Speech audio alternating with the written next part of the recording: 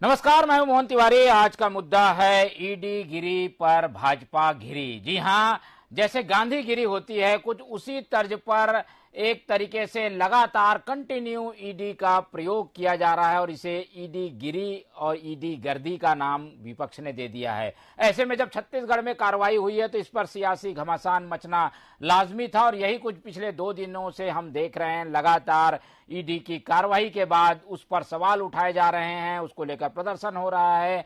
पहले जिन नेताओं के घर पे छापे मारे गए वहां पर प्रदर्शन हुआ और ईडी के दफ्तर के बाहर आज दूसरे दिन भी प्रदर्शन देखने को मिला। ऐसे में सवाल बीजेपी से पूछे जा रहे हैं। बीजेपी घिरते हुए दिखाई दे रही है, तो इस मसले पर होगा क्या और इस मसले का छत्तीसगढ़ पर क्या असर पड़ेगा, इसी पर आज हमारी चर्चा केंद्रित है। मिलते हैं उन मेहमानों से जो इस चर्चा में हमारे साथ रहेंगे। हमारे साथ स्टूडियो में मौजूद हैं कांग्रेस के प्रखर प्रवक्ता अंशुल मिश्रा जी, हम उनका बहुत स्वागत करते हैं। भाजपा का पक्ष रखने के लिए हमारे साथ जुड़ रहे हैं देवलाल ठाकुर जी, जो कि आदिवासी लीडर होने के साथ साथ भाजपा को बहुत दिनों से प्रतिनिधित्व कर रहे हैं। हमारे साथ जुड़ रहे हैं वरिष्ठ पत्रकार के रूप में ईवी मुरली जी, जो कि समीक्षात्मक नजरिए से बताएंगे कि ईडी के इस मसले का क्या दूरगामी परिणाम होगा या क्या राजनीति पर इसका इफेक्ट पड़ेगा। तो तीनों मेहमानों का बहुत बहुत स्वागत है और इस चर्चा को मैं शुरू करता हूं। सबसे पहले हम कांग्रेस की ओर ही रुख करेंगे, क्योंकि कांग्रेस इस बात से खासी नाराज है कि ईडी का प्रयोग उनके नेताओं के खिलाफ किया जा रहा है। इसके अलावा अधिवेशन के ऐन समय में ऐसी कार्रवाई क्यों की गई है। तो ईडी के कार्रवाई के मसले को लेकर भाजपा को कांग्रेस की घेरने की कोशिश है। इसी मसले पर पहला सवाल मेरा अंशुल मिश्रा जी से ही है। अंशुल जी, बताइए, आप लोगों की ये जो प्रदर्शन का सिलसिला है, क्या कुछ दिन के लिए है, अब क्या खत्म हो जाएगा, और इसके जरिए आप लोग बताना क्या चाहते हैं? कोई अगर कार्रवाई हो रही है तो उसको वेट करना चाहिए न्याय के लिए, क्या आप लोग वेट नहीं कर रहे हैं? बताना क्या चाहते हैं, ये बहुत उम्दा प्रश्न किया आपने। तो मैं आपको सिर्फ 2 लाइनों में है बताना चाहता हूं और सोए हुए हुक्मरान को मैं है बता देना चाहता हूं आपके माध्यम से कि संसद तुम्हारी है तो क्या हुआ, सड़कें आज भी हमारी हैं। हम जमहूरियत में रहते हैं और हिंदुस्तान का पुराना इतिहास है, आंदोलनों से बना हुआ मेरा देश है। तो जब जब हिंदुस्तान की जमहूरियत पर आंच आएगी, जब जब हिंदुस्तान की हिंदुस्तानियत पर आंच आएगी, कांग्रेस का जो इतिहास है कि जो अपने खून से हिंदुस्तान को सींचा है, ऐसे ही आंदोलन करते रहेंगे, जंगी प्रदर्शन करते रहेंगे, अहिंसात्मक तरीके से आगे बढ़ते रहेंगे। और जो ईडी को अपना बी टीम बनाकर बीजेपी बैठी हुई है, उसको दूध का दूध पानी का पानी करेंगे। आज मैं एक चीज सोच रहा था बैठे बैठे कि जिस पार्टी के पास किसी भी प्रकार का मुद्दा ना हो, जिस पार्टी के पास किसी भी प्रकार के नेता ना हो, जिस पार्टी के पास नेतृत्व ना हो, जिस पार्टी के पास कार्यकर्ता ना हो, जो छाती चौड़ी करके आमने सामने की लड़ाई ना कर सके, वह ईडी जैसी स्वतंत्र एजेंसियों के लिए वो अपनी बी टीम बना के हमसे लड़ना चाहती है। और बीजेपी को भी मैं आपसे बता देना चाहता हूं कि साहब, हम कांग्रेसी हैं, कांग्रेसी हम कार्यकर्ता हैं। आप जितने नेताओं के ऊपर ईडी का दबिश डालेंगे, हम उतना उभर कर आएंगे। वो कहते हैं ना कि सोने को जितना तापा जाता है उतना चमक और खनक के साथ बाहर आता है। आज हर एक कांग्रेसी नेता के साथ, हर एक कांग्रेसी कार्यकर्ता के साथ सिर्फ वही होते हुए नजर आ रहा है। लेकिन ईडी ने एक काम बहुत अच्छा किया महोदय, हिंदुस्तान में एक लाइन खींच कर रख दी और ईडी ने ही खुद ने यह बता दिया कि बीजेपी के पास जो 1200 से ज्यादा प्रतिनिधित्व करता है जमहूरियत में, जो लोकतंत्र को जीवित रखने की अपनी कसम खाते हैं, उनके पास एक बार भी पिछले 8 वर्षों में ईडी नहीं जा पाई। इसका मतलब ईडी जो है वह दबाव में काम कर रही है और ईडी को दबाइए आप, ताकि हिंदुस्तान का हिंदुस्तानियत बाहर निकल कर आए। ईडी मुझे यह बता दे कि आज तक निकल कर क्या आया है। 100 केसेस करे हैं, जिसमें से 999 केसेस में आज तक यह पता नहीं चला कि ईडी का रिजल्ट क्या आया है। सिर्फ बीजेपी दबाव डालना चाहती है, क्योंकि महाअधिवेशन में मोदी के खिलाफ बातें होंगी, 2 करोड़ प्रतिवर्ष रोजगार के बाद बातें होंगी, महिला सशक्तिकरण की बात होंगी, कांग्रेस की कांग्रेसियत जिंदा होगी। इसलिए बीजेपी जो है वो डरती हुई नजर आ रही है। आपने ये सुना, मुख्यमंत्री भी कह रहे हैं, प्रवक्ता भी कह रहे हैं, निशाने में बीजेपी है। हालांकि ईडी से कोई सीधा लेना देना नहीं है आप लोगों का, पर आप लोग पर उंगलियां उठ रही है। आपने तो कह ही दिया कि भारतीय जनता पार्टी और ईडी दोनों अलग अलग चीजें हैं। जहां तक ईडी का प्रश्न है, तो हर एजेंसी के अपने कार्य करने के तरीके होते हैं, उनके अपने प्रणाली होते हैं। और देश में देशवासियों ने देखा है कि ईडी ने जहां जहां पर भी छापे मारे, वहां पर चोरों में पैसे, हीरे जवाहरात और अनगिनत बेहिसाब संपत्तियों का ब्यौरा निकला है। हमारे छत्तीसगढ़ में ही आईएएस जो इस प्रदेश के मुख्यमंत्री अपने बगल में बैठाकर जिनसे भ्रष्टाचार करवाते रहे, वो जेल के सलाखों के पीछे हैं। तो कहीं ना कहीं ऐसे लोगों को संरक्षण देने के कारण ही कांग्रेस पर सवाल उठता है, कांग्रेस के मुख्यमंत्री पर सवाल उठता है। पहली बात तो ये है कि ये समझ लेना चाहिए कांग्रेस के मुख्यमंत्री को कि ईडी जो है किसी गुपचुप चलाने और ठेला चलाने वाले को छापा नहीं मार रही है। ईडी किसी किसान के घर में छापा नहीं मार रही है। ईडी किसी हमाल के घर में छापा नहीं मार रही है। इसी बात की तो आपत्ति है जी, नेताओं पे क्यों मार रही है? भाई बोल रहा हूँ ना कि ईडी किसी गुपचुप ठेला में छापा नहीं मार रही है, मेहनत मजदूरी करने वालों के यहाँ छापा नहीं मार रही है। अगर कांग्रेस में भी मार रही है तो मोहन मरकाम के यहाँ क्यों नहीं मारी? अगर अधिवेशन रोकना था तो ये लोग अधिवेशन रोकने की बात करते हैं। तो मोहन मरकाम तो सर्वाध्यक्ष है प्रदेश कांग्रेस कमेटी के, लेकिन कहीं ना कहीं मोहन मरकाम जी इनके कोल सिंडिकेट से बाहर है, ऐसा प्रतीत होता है, क्योंकि जो भी इनका कोल सिंडिकेट है और ये छत्तीसगढ़ की जनमानस ही नहीं, कांग्रेस के अंदर भी खुशी की लहर है। उसके कार्यकर्ताओं को पूछोगे तो उनके खुशी से फूले नहीं समा रहे हैं। वो लोग सब जान रहे हैं कि ये कोल सिंडिकेट कौन चला रहा है, इस प्रदेश में कोल सिंडिकेट चलाने वाले कौन है। इस प्रदेश के मुख्यमंत्री को छत्तीसगढ़ की जनता को जवाब देना होगा। अरे स्वयं इनके जो प्रदेश अध्यक्ष है वो जान रहे होंगे कि आज यहाँ पर छत्तीसगढ़ में किस प्रकार से भ्रष्टाचार हो रहा है और भ्रष्टाचार के शेयर के लिए लोग इधर उधर कूद रहे हैं। कहीं ना कहीं कुछ न कुछ ऐसी कोई बात रही होगी जिसके कारण से ईडी ने छापा मारा। फिर से मैं आना चाहता हूं, अगर कांग्रेस के लोग प्रदर्शन कर रहे हैं, प्रदर्शन की भी जरूरत नहीं पड़ती। आप प्रदर्शन करके ये दर्शा रहे हैं कि भ्रष्टाचारियों को बचाने का प्रयास कर रहे हैं। अगर वो लोग भ्रष्टाचारी में संलिप्त नहीं है, उनकी संलिप्तता नहीं है, तो ऐसे भी ईडी उनका कुछ नहीं कर सकती। न इस देश का कोई एजेंसी उसको कुछ कर सकता, न पुलिस कुछ कर सकता। अगर कुछ नहीं है तो उसमें सत्यता तो सामने आएगी ही। कोई किसी को जबरदस्ती अंदर नहीं कर सकता, डरा नहीं सकता, धमका नहीं सकता। ये तो एक अपनी व्यवस्था है, उसकी विधान है कि किस प्रकार से वो फाइलों को जांच करती है, किस प्रकार से वो छापे मारती है। अगर आपने देखा होगा कि इस देश में जहां पर भी छापे मारे हैं वहां पे अगर बोरों में नोट मिला है या गरीबों के घर में खाने के लिए बोरों में, तो यहाँ तो कुछ मिला नहीं ना साहब, इसीलिए सवाल उठ रहे हैं जी। कुछ मिला नहीं इसलिए सवाल उठ रहे हैं कि भाई मिल तो कुछ नहीं रहा है, लेकिन आप लोग बार बार छापे मार रहे हैं। सौम्या चौरसिया के यहाँ नहीं मिला क्या? नहीं मिला क्या उनके यहाँ कुछ? नहीं मिला जी। चलिए ये सारी बातें तो चर्चा में आ जाएंगी बाद में। हम ईवी मुरली जी की ओर रुख कर लेते हैं। मुरली जी, क्या ये ईडी की कार्रवाई को लेकर जिस ढंग से कांग्रेस आक्रामक है, कहीं ये कार्रवाई बूमरैंग तो नहीं साबित हो जाएगी? इसका इफेक्ट जो है वो रिवर्स भी पड़ सकता है। कांग्रेस बीजेपी बदनाम हो रही है कि भाई वो ईडी का प्रयोग कर रही है, सहानुभूति मिल रही है कांग्रेस को, ऐसी बातें भी आ रही है। क्या आप देखते हैं इस पूरी कार्रवाई को? मेरे से पूछ रहे हैं जी मुरली जी, ईवी मुरली जी। जी सवाल एक बार और दोहराएंगे? जी मुरली जी, मैं ये जानना चाह रहा था कि इस टाइप की कार्रवाई जो हो रही है इसका इफेक्ट जो है बूमरैंग के रूप में भी सामने आ सकता है, बीजेपी को डिसएडवांटेज भी हो सकता है। आप ऐसा देखते हैं क्या? जिस ढंग से इसे पेश किया जा रहा है कि ये एक तरीके से परेशान करने की कार्रवाई कहा जा रहा है, तो इसका इफेक्ट क्या पड़ेगा? आप किस ढंग से देखते हैं इस पूरी कार्रवाई को? मोहन तिवारी जी, पहला तो जो निर्देशालय का जो छापा हुआ है कांग्रेस के नेताओं पर, ये कोई नई कार्रवाई नहीं है। कुछ समय से ईडी का जो छापे है छत्तीसगढ़ में हो रहा है। जो कल भी जो छापे पड़े हैं वो उसी जो कार्रवाई जो चल रही है उसी का एक्सटेंडेड रूप है।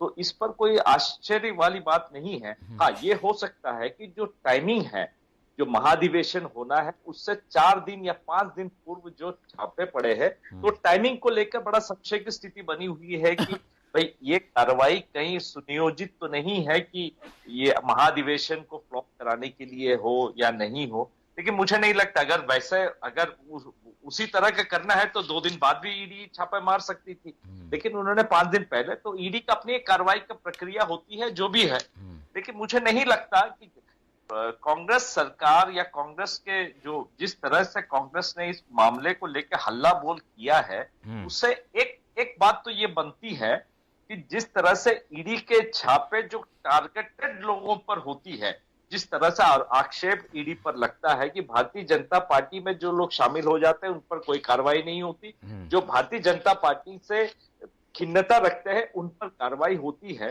तो ये जो बात है ये बार बार निकलकर सामने आती है, तो कांग्रेस उसी को भुनाने के लिए राजनीति में थोड़ा सा उसी को भुनाने का कोशिश कर रही है। मुझे लगता है कि एक राजनीतिक विषय क्या है, ईडी की जो कार्रवाई है वो ईडी की कार्रवाई को राजनीतिक विषय से हटकर अगर एक मनी लॉन्ड्रिंग का जो ऑफेंस है उस पर अगर केंद्रित करे और कार्रवाई, क्योंकि कोर्ट भी देख रही है, तो हमको इस कार्रवाई पर बहुत ज्यादा कुछ बोलने का अवसर नहीं है। लेकिन मुझे लगता है कि ये राजनीतिक ना होते हुए एक जांच का विषय है ये ईडी की जो कार्रवाई है। नहीं, जांच का विषय तो है, लेकिन इस तरीके की कार्रवाई का क्या इफेक्ट पड़ता है? क्या जनता में बदनामी होती है? क्या पॉलिटिकल रूप से इसका असर पड़ेगा क्या? नहीं, जनता में बदनामी होगा नहीं होगा ये तो आने वाले समय में कार्रवाई जब पूरा होगा तब मालूम चलेगा। यदि कार्रवाई में कुछ नहीं निकलता है तो इस पर जिन पर कार्रवाई किया है उन पर क्या असर पड़ेगा, उनका बदनामी कराने की कोशिश होगी ये। फिर यदि कार्रवाई पर उनके खिलाफ अगर सबूत मिलता है और कोर्ट उनको अक्यूज्ड मानती है तब बात बनेगी कि उस पर जनता उस पर क्या सोचती है।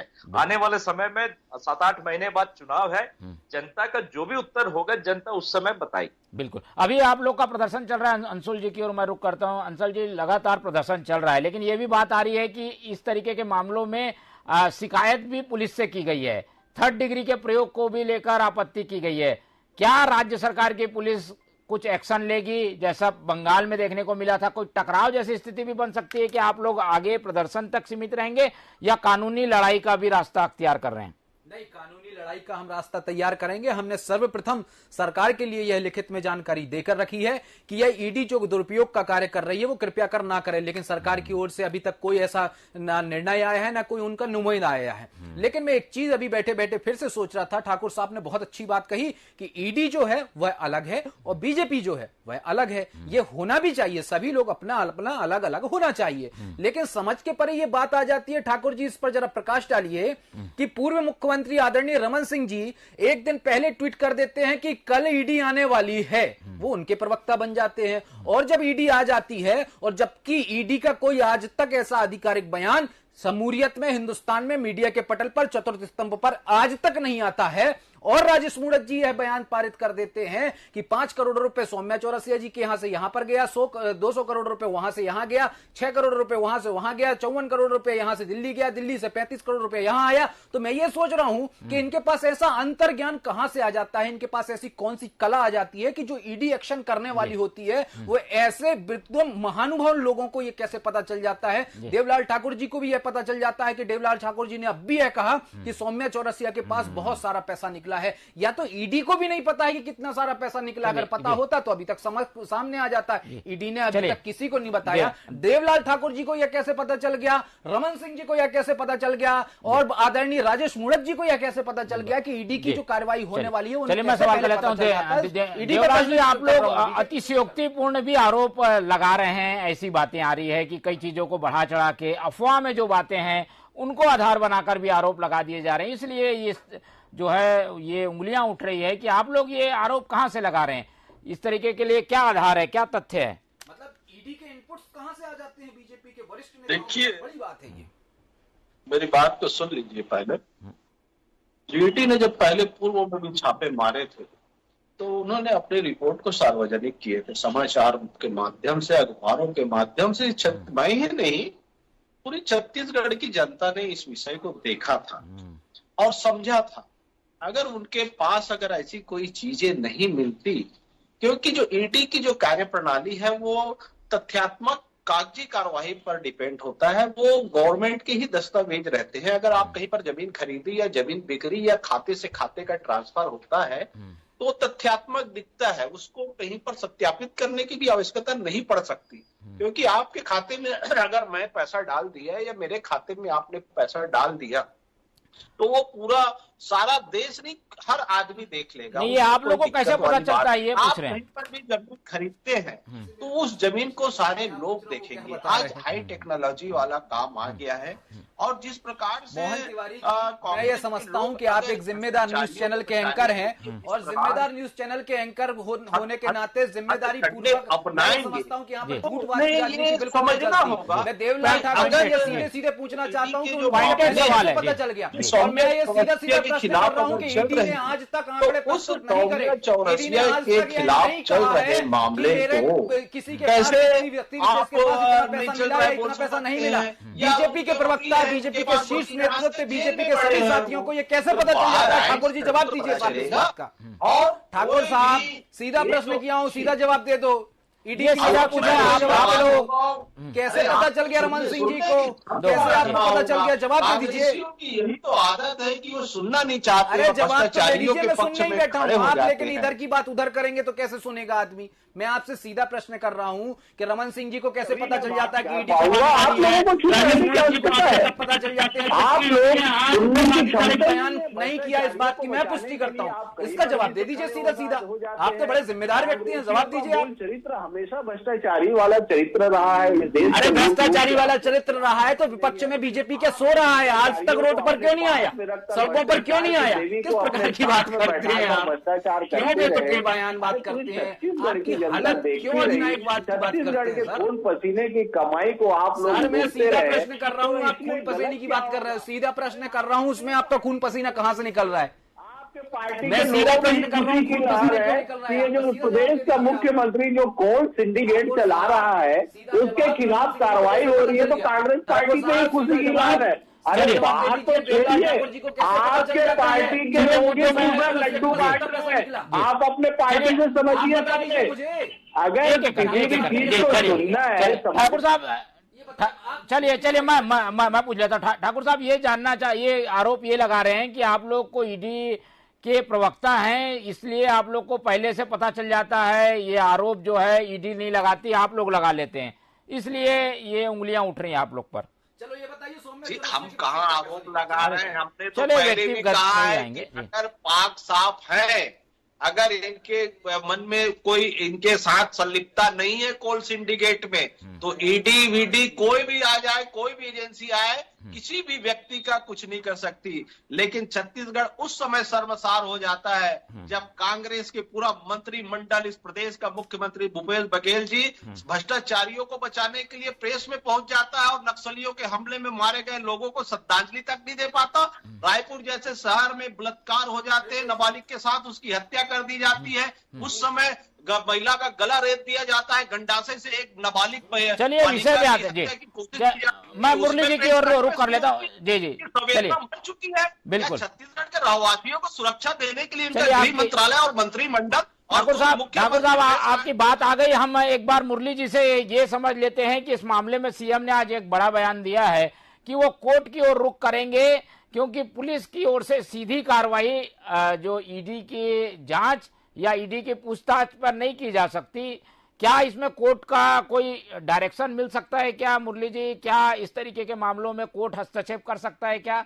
आपकी क्या राय है मुरली जी? सवाल एक बार और दोहराएंगे, आपका ऑडियो में थोड़ा प्रॉब्लम है मोहन तिवारी जी। जी मैं ये जानना चाह रहा था मुरली जी कि ये सीएम साहब ने कहा है कि भाई इस पूरे मामले को कोर्ट में लेके जाएंगे, क्योंकि कई पीड़ितों ने सरकार के पास ये अर्जी लगाई है कि उनको परेशान किया जा रहा है। तो परेशान जो किया जा रहा है, पुलिस डायरेक्ट हस्तक्षेप नहीं कर सकती, ये भी एक सरकारी कामकाज में हस्तक्षेप हो जाएगा, तो कोर्ट का रुख करने वाले हैं। क्या लगता है कोर्ट इसमें हस्तक्षेप कर सकती है? मोहन तिवारी जी, ईडी का जो मामला है वो ऑलरेडी कोर्ट में है।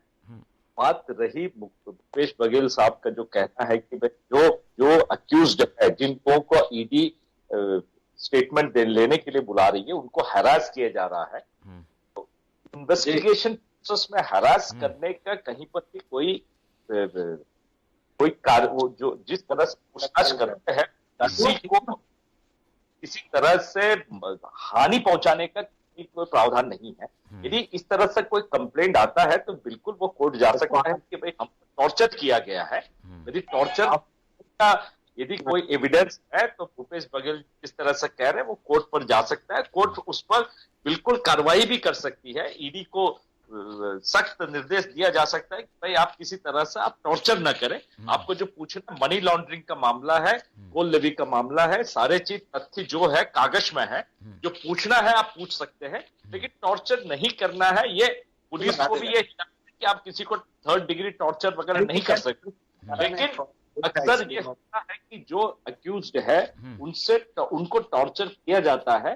पुलिस का भी हो या कोई भी इन्वेस्टिगेशन एजेंसीज का ये मानना है कि जब तक टॉर्चर नहीं करेंगे तो सच उगलती नहीं है। बिल्कुल।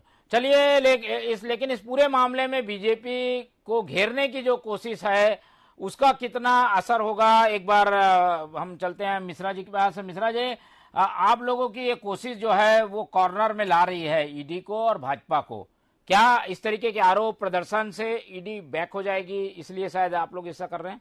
गांधी जी ने कहा था महोदय कि उचित साध्य की प्राप्ति हेतु साधक एवं संसाधन का पवित्र होना अति अनिवार्य है। लेकिन आज हिंदुस्तान में सिर्फ वही नहीं हो पा रहा, ना साध्य पवित्र हो पा रहा है, ना संसाधन पवित्र हो पा रहा है। जो भारतीय संसाधन है उसके ऊपर ऐसा साध्य बैठ चुका है जो उसके खिलाफ बोलता है, जो लोकतंत्र को बचाता है, जो विपक्ष में खड़ा होता है, जो प्रश्न पूछने के लिए आमादा होता है, उसके यहां पर सिर्फ और सिर्फ ईडी को भेजा जाता है। मैंने आपके न्यूज चैनल के माध्यम से संपूर्ण बीजेपी से सिर्फ 2 प्रश्न करे थे कि आदरणीय रमन सिंह जी को, पूर्व मुख्यमंत्री जी को ईडी क्या करने वाली है पहले से कैसे पता चल जाता है, वो ट्वीट पर कैसे बता देते हैं। आदरणीय राजेश मूणत जी को यह कैसे पता चल जाता है कि 5 करोड़ रुपए इधर गया, 20 करोड़ रुपए इधर गया। देवलाल ठाकुर जी को यह कैसे पता चल जाता है कि सौम्या चौरसिया के पास 5 करोड़ निकला है कि 50 करोड़ रुपए निकला है। इस बात का जवाब अगर ये दे दें तो मान जाएंगे कि ईडी निष्पक्ष काम कर रही है, जबकि ईडी ने आज तक आधिकारिक पुष्टि इस बात की ही नहीं है। लेकिन इनके पास कहां से इतना इनपुट आता है, कहां से सवाल उठ रहे हैं देवलाल जी, ईडी के भी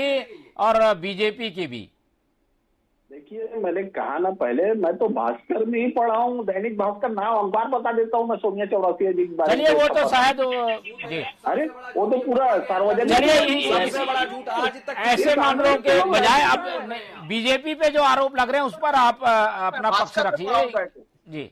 और भास्कर विश्वसनीय चैनल है, विश्वसनीय पत्र है। चलिए, हम किसी अखबार को कोट नहीं करेंगे। हमारा ये कहना है कि देवलाल जी, ये जो आरोप की एक झड़ी सी लग गई है, सीएम भी लगा रहे हैं, प्रदर्शनकारी भी लगा रहे हैं, सबके बयान आ रहे हैं, आप लोग डिफेंड कैसे करेंगे? क्या करने वाले हैं आगे? क्या आप लोगों की रणनीति है? बीजेपी की क्या सोच है? इनके बयानों में बोलते हो झूठों ने झूठों से कहा है सच बोलना है, सरकारी ऐलान हुआ है सच बोलना है। अरे ये लोग पहले अपने घर को ठीक कर रहे। अगर भ्रष्टाचार नहीं करेंगे, कोल सिंडिकेट, मैं बोल रहा हूँ ना, कोल सिंडिकेट पर ही छापा पड़ा है। यहाँ पर कांग्रेस का कोई भी व्यक्ति या कांग्रेस का हमारे ऊपर भ्रष्टाचार का आरोप लगाते हो, रमन का चश्मा लगा के।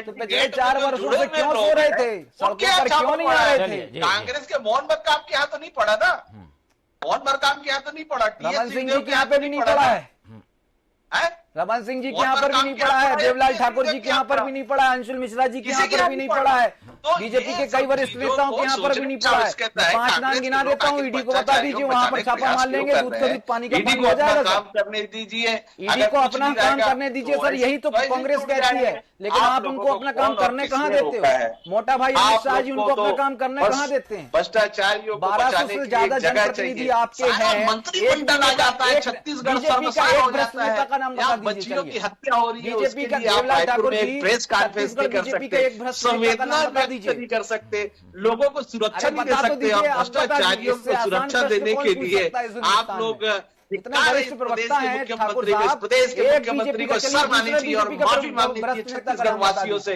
कि हम आपकी सुरक्षा नहीं कर पा रहे हैं, बच्चियों की सुरक्षा नहीं कर पा रहे हैं, नाबालिग बच्चियों के साथ बलात्कार हो रहे हैं, उनकी हत्या तक कर दी जा रही है। चलिए, समय कम है, एक बार मुरली जी की ओर रुख कर लेंगे, क्योंकि ये जो बहस है वो अनंत है, उसका अंत नहीं है। मुरली जी, क्या माने जो मुद्दे हैं छत्तीसगढ़ के चुनावी वर्ष में सामने आ रहे हैं, उसमें एक मुद्दा ये भी अहम रहेगा, इसी मुद्दे पर आधी से ज्यादा लड़ाई तो इसी साल से शुरू हो गई है। मुरली जी, मुरली जी, मेरी आवाज मिल रही है? हाँ बोलिए जी बोलिए जी, मैं ये चाह रहा था कि ये चुनावी वर्ष में ये जो मुद्दे आएंगे उसमें ईडी भी एक प्रमुख मुद्दा होगा, ईडी की कार्रवाई और ईडी की कार्रवाई को करना और ईडी की कार्रवाई का निशाना बनना दोनों साइड से। जी मोहन तिवारी जी, ईडी तो पिछले 3 साल से मुद्दा बना हुआ है और मुझे लगता है कि 2023 के आखिरी आते तक ईडी का जो मुद्दा जो है वो शायद हो सकता है कि प्रथम स्थान पर हो। भारतीय जनता पार्टी और कांग्रेस के बीच की लड़ाई में ईडी आके फंस गई है। जिस तरह जो भी आरोप प्रत्यारोप दोनों पार्टियां लगा रही है, लेकिन जनता जानती है कि यहाँ पे किस तरह से राजनीतिक परिवेश बदल रहा है, क्या हो रहा है, जनता को जो चाहिए वो मिल रही है या नहीं है, ये जनता जानती है।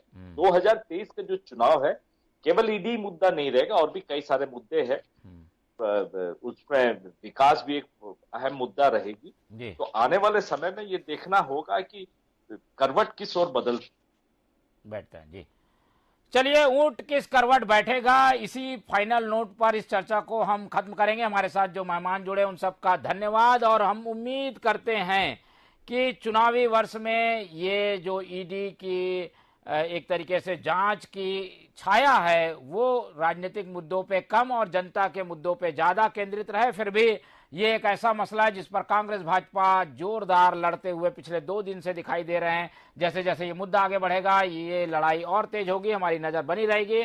फिलहाल आप लोग से लेते हैं इस वक्त इजाजत। देखते रहिए आप लोग TV 24। कल फिर मिलेंगे नए मुद्दे के साथ।